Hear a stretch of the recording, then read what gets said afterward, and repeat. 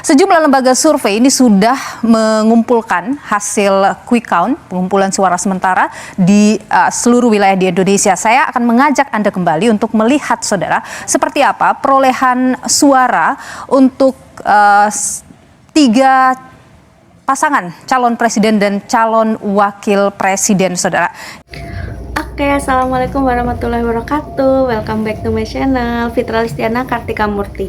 Oke, hari ini aku mau bahas tentang quick count. Nah, pasti teman-teman udah nggak asing ya sama quick count karena kita sudah sering mendengarnya saat pemilihan umum. Nah, quick count ini adalah metode yang digunakan untuk melihat gambaran bagaimana sih keadaan jumlah suara yang sudah masuk, dan kita bisa melihat paslon mana yang memiliki suara lebih unggul. Tapi apakah teman-teman tahu gimana sih metodenya quick count itu? Jadi yang pertama itu TPS yang dipilih itu harus bersifat acak. Artinya semua TPS berhak menjadi anggota sampel TPS yang ada di seluruh Indonesia. Nah, kemudian jumlah sampelnya cukup banyak, artinya semakin banyak sampel maka datanya akan semakin akurat. Kemudian yang ketiga yaitu sebaran TPS mewakili semua wilayah, artinya sampel yang diambil harus representatif. Nah, kemudian yang keempat, data yang diambil langsung hasil dari perhitungan resmi di TPS. Nah, kemudian yang terakhir menggunakan metode statistik yang untuk memperkirakan hasil keseluruhan. Nah, jadi contoh nih, di Indonesia memiliki 800.000 TPS. Nah, sampel yang diambil kurang lebih mengambil 2.000 sampai 5.000 sampel TPS, dan sampel tersebut harus mewakili semua daerah yang ada di Indonesia. Kemudian petugas yang bertugas di setiap daerah mencatat hasil resmi dari TPS yang menjadi sampel, kemudian data tersebut dikirim ke pusat. Nah, jadi data tersebut itu masih bersifat estimasi ya guys, jadi belum bersifat resmi karena hasil resminya itu akan dirilis oleh KPU. Nah, Lihat bersama-sama, saudara, seperti apa perolehan suara dari ketiga calon presiden dan calon wakil presiden. Yang pertama adalah dari Carta Politika, saudara. Kita lihat seperti apa kemudian hasilnya untuk sampai dengan sore hari ini. Kita lihat, atau malam hari ini. Kita lihat bersama-sama, saudara. Anda bisa melihat bagaimana perolehan suaranya saat ini di layar Anda.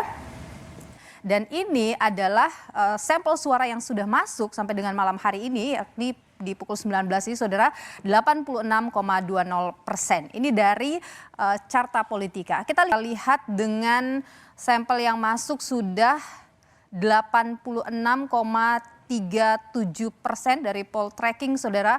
Kenapa hasilnya bisa cepat? Karena setiap TPS memiliki petugas yang bertugas di situ.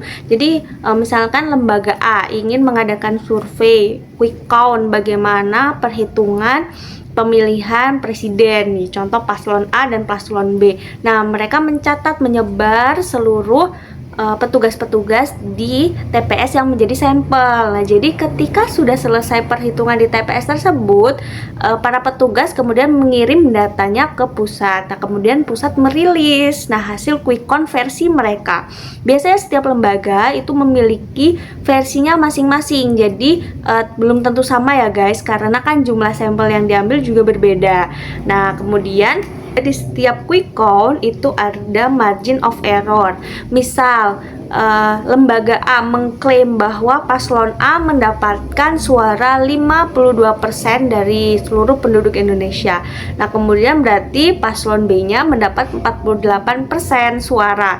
Nah, jadi ditentukan juga margin of error. Margin of errornya yaitu plus minus 1%. Jadi artinya suara paslon A itu berada di kisaran 51 hingga 53%. Nah, bukan pasti 52%, seperti itu. Margin of error itu menggambarkan ketidakpastian yang wajar karena hanya menggunakan sampel, bukan seluruh populasi.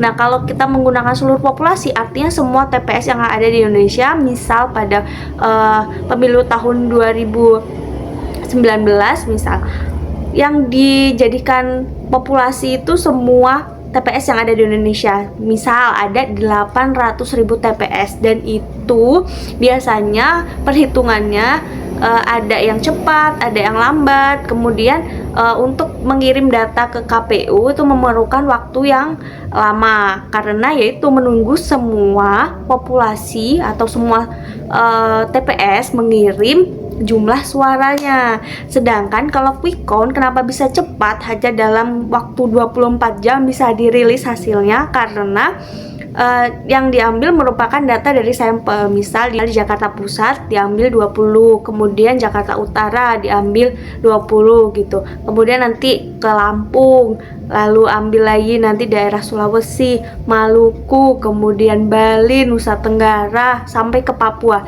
Nah, itu diambil aja sampel-sampelnya. Jadi nggak semua dijadikan sampel. Jadi hanya beberapa TPS saja yang menjadi sampel. Nah, bisa TPS-TPS itu kemudian mengirim suara ke pusat. Nah, jadi dihitung jumlah suaranya sehingga bisa ditampilkan di hari itu juga.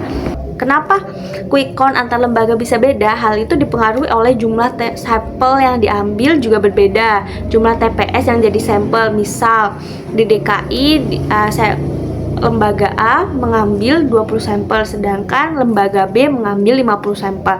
Nah, sampelnya itu yang diambil juga bisa berbeda karena ada banyak TPS yang tersebar. Selanjutnya yaitu desain samplingnya bisa beda. Lalu waktu masuknya data bisa beda. Waktunya kenapa bisa beda?